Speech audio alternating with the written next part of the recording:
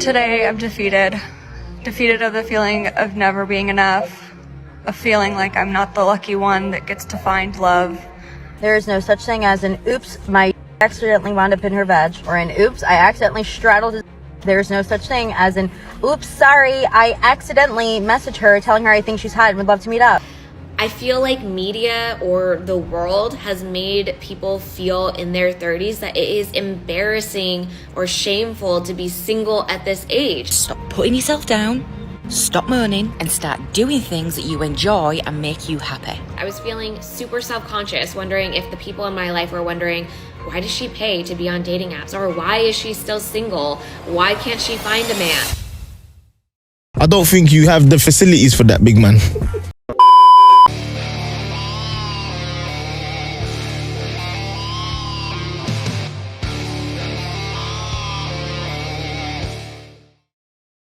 Yo, what is going on, guys? I hope you are all doing well. So without further ado, let's jump into today's videos. As always, guys, don't forget to leave your thoughts and your comments. Today I'm defeated. Defeated of the feeling of never being enough. Of feeling like I'm not the lucky one that gets to find love. And feeling unworthy of love. And if you are too, it's okay. Someone that You guys know why I never feel sympathy for women who make videos like this? Number one, because they're trying to elicit sympathy from people. Like, it's literally, guys, it's not me adding the piano in the background, okay? It's literally all the women. The only time we ever add in sound into these videos, whether it be myself or the editor, is we add, like, you know, clown circus music when you have some of the videos playing. That's the only music that we ever add in. All this sad piano crap, it's all the women who add this in. And also, she could have her love, guys. We all know this. Women from the age of like 18 to 30, they can have a happy relationship. They could have that family if they wanted to, but they spend that entire time chasing bad boys, and then they get to 30 and they start crying about how they never felt as though they were loved in their life. Like, again, compare this to men's experience, guys, and women have it a gazillion times easier, and yet we wind up with them crying all over TikTok. Let's continue to the next clip.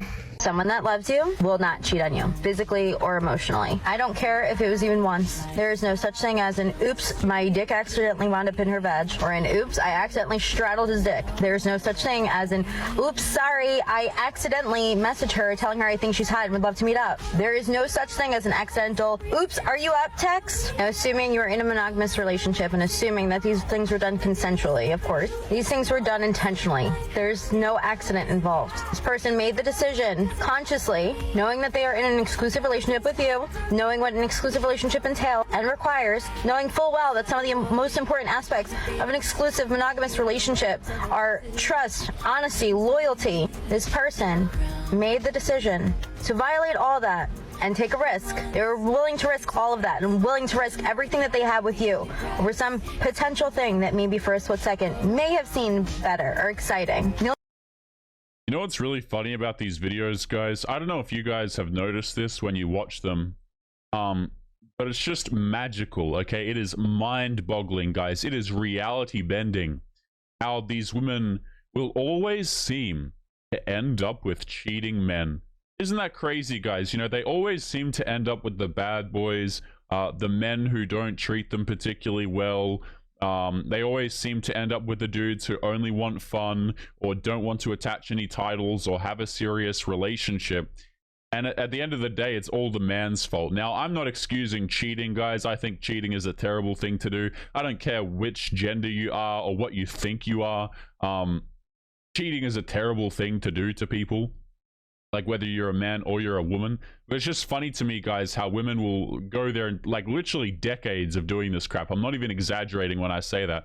You know, 10, 20 years of dating the same type of dude. And then they get to a certain age and they're like, man, I've learned all my life lessons. Now time to put it all on TikTok. Like, what on earth is going on here, man? Have seen better or exciting. The only reasons they took that risk are because they wanted to have their cake and eat it too, and because they figured you wouldn't find out. Those things indicate selfish behavior as well as dishonesty. Both of those things are not qualities you want in a partner. Both of those things do not indicate somebody truly loves you and wants to be with you. Now, I won't sit here and tell you those kind of people can't change. I won't even sit here and tell you that you should walk away from that relationship, because I'm going to leave that to you. You know why she doesn't say this, by the way? She doesn't tell women to, you know, that the dude can't change, is because she knows that all of the women watching her spend the majority of their time in relationships or situationships trying to change men. This is literally what a lot of these girls do, guys. What they do is they go out here, they get into situations with the bad boys, they spend forever trying to change the dude.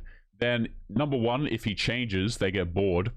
Number two, if he doesn't change, well, then she uses it as an excuse to go on to the next guy because, oh, you never listen, or because you never changed for me. I told you all the problems and you never worked on them, blah, blah, blah. But the reason why this woman doesn't force this particular issue here is because she knows her little TikTok audience, or maybe it's a big one, who the hell knows. A lot of these quote-unquote dating coaches have huge followings for some reason.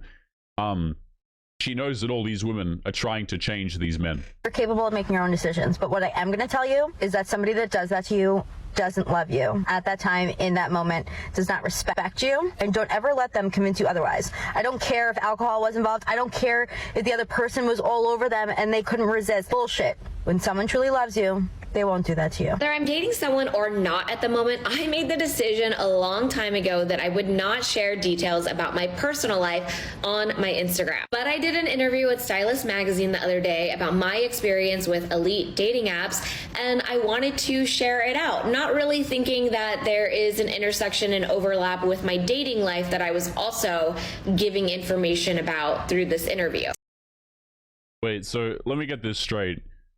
You don't want to share details about your dating life online, but what you go and do is you go and do a public interview that explicitly talks about your dating life. Am I missing something here, guys? Like, if you don't want to share your dating life, which is the first, I feel as though, guys, we've logically contradicted ourselves within 15 seconds. Maybe I'm just imagining things, guys. You know, who knows? Let's keep going. Tell me why I have no problem sharing the details of my dates and my dating experiences through a dating series on TikTok. I think if I gave my honest answer to that, I would probably be banned off the platform. So I'm just going to have to humor you and say, why, madam? Why do you think that is the case? But I cannot do the same on Instagram. It just feels so personal and so open for judgment. Personally, I think it's because there are more followers on my Instagram that I know in real life. Like, there's people from work, there's people from my childhood, from high school, from college, and there's not as many followers that I know here on TikTok. Also, you guys just conveniently notice the fact that we didn't mention like a father or anything like that. It's really interesting how a lot of these women, they're scared of social repercussions from like their friends and, you know, and guys, when I say friends, a lot of these girls, they say that they have friends, but a lot of them really don't. Like, a lot of their friends backstab them, okay, or they gossip about each other behind their back. It's really sad. Like, you'll see a girl with 1,000 Instagram followers and just be like, oh, you know, they're my friends. And 1,000 followers these days, guys, particularly for women, isn't really that much. But you'll have a girl with, you know, hundreds of followers, and she'll say, oh, yeah, it's for friends and whatever. I guarantee you all these people aren't her friends. She might be delusional enough to think that, but, you know, you have to kind of be in a different reality to think that. But yeah, we don't want to be judged for that. But we can't be judged for the dating life, by the way. And I don't know if this woman in particular does this, but a lot of girls, they don't want to be judged for their dating life, and they don't post, you know, that particular stuff on there. But then they'll post like half nude pictures of themselves, as if that's any less revealing about what type of individual they are. But let's keep going. So annoying, but my followers on Instagram, the ones that know me especially, are just more nosy. They are the ones that every time I take a picture or a photo and post it on my Instagram story where I'm with another guy who's just a friend. I mean, who of us guys in the audience is buying that right now? Like, this is 2023. Are we still buying this phrase? I'm going to roll it back, guys. You know, if my software here was working, it's broken at the moment, but I would zoom in on my character's face just to show how emotionless, you know, I am. Like, I look at this and I'm just staring at the woman blankly as she says this. Take a listen, guys. Photo and post it on my Instagram story where I'm with another guy who's just a friend. How many times do you guys think men have been told that, and every single time it was a complete and utter lie? Like, you'd have to be a really bad gambler to gamble against that being the truth. You know what I mean? So I'm getting my double negatives confused here, but if you're gonna bet money on believing this woman, you would have lost all your money, my friend.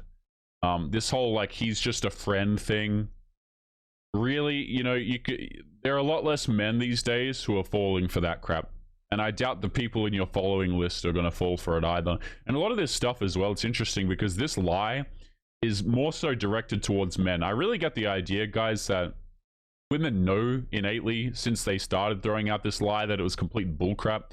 Like, oh, he's just a friend, the woman says to men, and then all the other women are looking at her like, haha, yeah, I agree, and they all have to agree because they're saying the same lies. It's just nonsense, man. Absolute nonsense. They will come into my DMs and do the eye emoji and be like, who's that? Who's this new person? And I'm like, stop. Like, this is just why I will never post about another guy on my Instagram. Oh, I would. She will, and she did it previously precisely for the reactions that she's complaining about now, just by the way. Stop. Like, this is just why I will never post about another guy on my Instagram. Oh, I wonder if anyone else can relate to this. I'm in my 30s and I'm single and dating, but I'm also very content with my life. But somehow I feel like media or the world has made people feel in their 30s that it is embarrassing or shameful to be single at this age, and I hate that. I recently told a friend about how I went on a date with someone in their 40s, and one of the first things that this friend said to me was, oh, why is he single? Like, he seems like such a catch, like there must be something wrong. And I thought, why is that the first reaction we have to these things? Like, why? You know why it's embarrassing, particularly as a woman, to be dating in your 30s? The reason why it's embarrassing is because it is embarrassing. You should be embarrassed. Let me explain why, okay? You have had over a decade of access to men that you could have had a serious, long-term, monogamous relationship with. Literally over a decade. Now, this is not a privilege that's afforded to the average man in 2023 in Western society. It's a little bit asymmetrical here, a little bit of a power imbalance, if you will. Women have the opportunity to have your relationship, to have your white picket fence, all that crap if you want it, all the way from 18 to 30. Knock yourself out. You have this opportunity. That is why it is embarrassing. If you get to 30 and you're still out here looking for your dream man, you have met your dream man so many damn times, except you overlook him. There's like a phrase going around, guys, a quote I've seen a couple times if someone wants to leave it in the comments because I forget. But, these girls, they want Superman, but they walk past Clark Kent every day. That kind of crap, right? That's what they do, guys. They don't want the average guy. They want the guy who's well above them, and then they chase that guy until they're 30, and we wind up with videos like this and content for the channel. That's why, guys, we don't run out of videos. Because this is what these girls do. There will never be an end to these type of videos because they all do the same crap. And it is hilarious. Let's keep going. Why can't we just accept the fact that, like, someone was working on their career during this time or focusing on other priorities and not dating? And Look, you can focus on your career for over a decade from the age of 18 to 30. But if you expect me to believe that you weren't out there having your fun in the meantime as well, you must think I'm incredibly naive to make that statement. Okay, if you want to chase your career until you're 30, fantastic, good for you. Knock yourself out, make your millions of dollars. First of all, no man cares when you're looking to get your Prince Charming. But hey, good for you. But if you expect me, excuse me, man, I just had the massive ball squeak right there. If you expect me to believe that you are celibate throughout that entire time, oh, hell no. Absolutely not, man. I'm just not focusing on dating. Really, you couldn't meet one dude in over a decade. And this is bearing in mind, guys, the fact that men typically are the ones approaching women. Not so much these days anymore. Blessings for that. But men are typically the ones making, things happen. Let's keep going. I really want to change the narrative on their career during this time or focusing on other priorities and not dating. And I really want to change the narrative about this because I am not embarrassed and I'm not ashamed to be single. I love my life and I'm in a much better place to date now in my 30s than I was in my 20s. But yeah, you're in a better place. Yeah, you want a man now. You want something serious, and that's good for you. Hey, madam, you're in a better place now. That's fantastic for you. But you don't have as much leverage anymore. And you want to change the narrative, and here's why. Because it doesn't benefit you. It doesn't benefit you to have the narrative that it is embarrassing, that perhaps there is something wrong. You know, you can't walk with that narrative because you don't like it, because it offends you. That's why. And also, guys, I never believe, okay, people who jump on the internet and specifically state that they're having a great time in their life, they're really enjoying their life, while simultaneously complaining about dating. I never believe it, guys. Like, I sincerely do not believe that these girls should jump on TikTok and complain about the fact that they can't find men. I don't believe that they're happy. I really don't. After I posted that piece on my Instagram stories, I was feeling super self-conscious, wondering if the people in my life were wondering, why does she pay to be on dating apps? Or why is she still single? Why can't she find a man? It made me feel so weirdly insecure that I almost thought I had to provide context as to like what my dating history has been for the last 10 years. I guarantee you it wouldn't help your case. Like, it just absolutely would not. An interesting observation, because I feel like I never have to do that in my TikTok series, but somehow Instagram makes me feel that sort of way. Dating advice for women. All right, so before we continue to the next video, guys, an absolutely lovely video here showcasing no accountability at all. And the reason why this woman feels some type of way about being single at her age is because she knows that she screwed up. That's where that comes from. That's that gut feeling that you have of you running out of time, that unpleasant feeling of being judged. That's a very accurate biological function. But let's continue on to the next video here. This says dating advice for women. This will be good. And she's written it twice here. Bikini in the pool. Let's take a listen. Advice for women. This video is the top tips that I learned from dating research. These tips allowed me to enjoy dating again rather than finding it very depressing. And eventually attract love. And take note that I said attract, not find.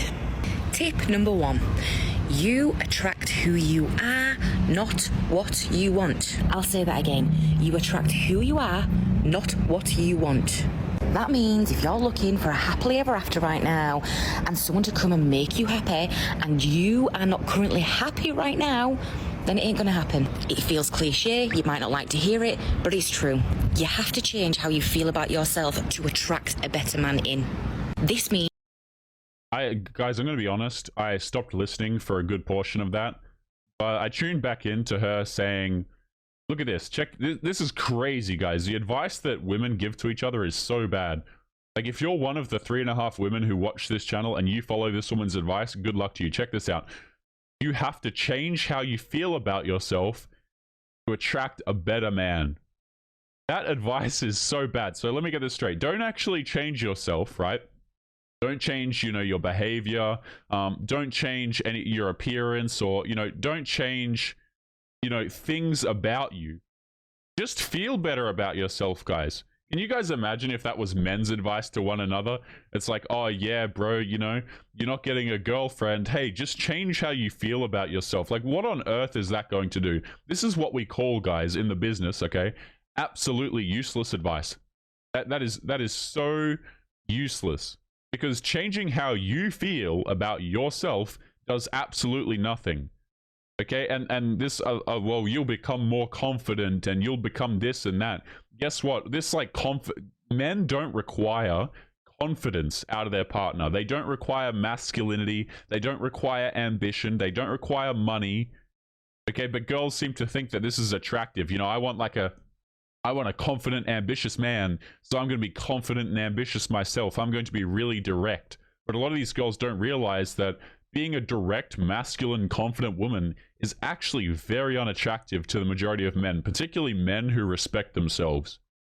But let's keep going. This means stop putting yourself down, stop moaning, and start doing things that you enjoy and make you happy. Yeah, guys, so in order to attract men, make yourself happy. Focus more on yourself. Become more self-absorbed. That is... What kind of advice is that, bro? That is terrible. Tip number 2. What are you looking for? What are your, like, you know, at the forefront of your mind when you're dating? Do you have a list that says he needs to be 6'2", he needs to have dark hair, he needs to have a beard, he must have blue eyes, he's not allowed to wear glasses? Where is your focus at? Because tip number 2 is don't focus on those things. Focus on how the man makes you feel. Feel. I am disturbed. I have nothing more to say. We're going to keep going with the video in a second here, guys, but I just feel disturbed because, you know, when you watch videos like this, guys, like, imagine for a moment, and I'm sorry to do this to you guys, like, genuinely, I'm very apologetic, you know, for what I'm about to put you guys through here, okay? But imagine, I know it's going to be difficult. Imagine that this woman is your wife or girlfriend. How much of a painful experience that's going to be. Like, if this woman is talking to her TikTok audience in this particular TikTok audience, man, I hate that sentence. If this woman is talking to her TikTok audience like this, imagine how she'd treat the men in her life, you know, the people that she dates. Like, imagine, guys, you come home from a hard day at work and this is what you're greeted with, like this level of like masculinity, directness, and just instruction. It's so, it's unsettling, guys. Like, it genuinely is pretty unsettling. And that starts right at the beginning of when you match, or, you know, in the first interactions. How does it make you feel in the beginning? Does he put a smile on your face? Is he polite? Is he positive? Does he make you smile and laugh? Then when you've been dating a few days, does he make you feel understood, cared for, respected? All of the things that she's saying right now, guys, let me just translate all of this, or not translate it, but let's just blow this out of the water right here. All of the things that she is mentioning right here, completely, I won't say irrelevant, but just completely, what's the word I'm looking for here? Not necessary at all. And the reason why, like, oh, I want a guy who's funny. I want a guy who makes me feel safe and understood. And then you look at their dating history, guys, and they date dudes who don't give a crap about them, who are serious 95% of the time, who aren't interested in cracking jokes, like humor, all this crap, guys. She needs it now. But if you're a dude who's attractive, you don't need any of that crap. You don't need to be funny, okay? You don't, and girls will come out and say, well, I like a man who's funny. Cool.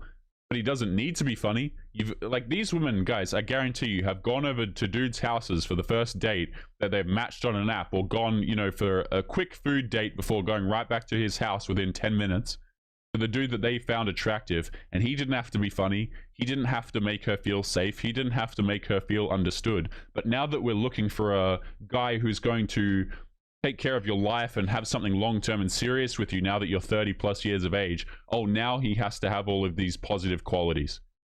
Hell no, bro. Absolutely not. Does he make you feel safe? Like, that is one of the biggest priorities. If you don't feel safe, you won't be open to being vulnerable. And if you are not open to being vulnerable, it makes you unattractive to the good. What is this guy? What is she spewing about here? So if you can't be vulnerable, then you can't be attractive.